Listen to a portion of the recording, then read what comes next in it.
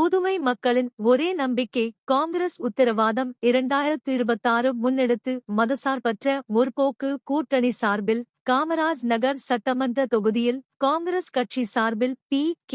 தேவதாஸ் அவர்கள் கை சின்னத்தில் போட்டியிடுகிறார். தேவதாஸ் அவர்கள் செந்தாமரை நகர் பகுதியில் பொதுமக்களிடையே வாக்கு சேகரித்தார்.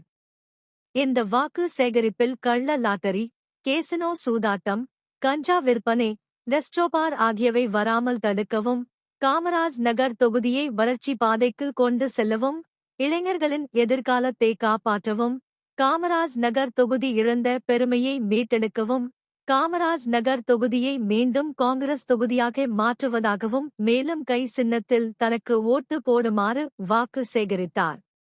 இந்த வாக்கு சேகரிப்பில் கூட்டணி கட்சிகள், காங்கிரஸ் கட்சி நிர்வாகிகள், செயற்குழு உறுப்பினர் உதயகுமார், SC/ST பிரிவு துணை அமைப்பாளர் சாம்பசிவம், தொழில்நுட்ப பிரிவு பாஸ்கர், சிறப்பு அழைப்பாளர் கோவிந்தராஜ், 32வது பூத் பொறுப்பாளர் தனசேகரன், ராஜசேகரன் மற்றும் வேட்பாளர் தேவதாஸ் அவர்களின் மகள்கள் தீபா, ராஜராஜேஸ்வரி ஆகியோர் வாக்கு சேகரித்தனர்.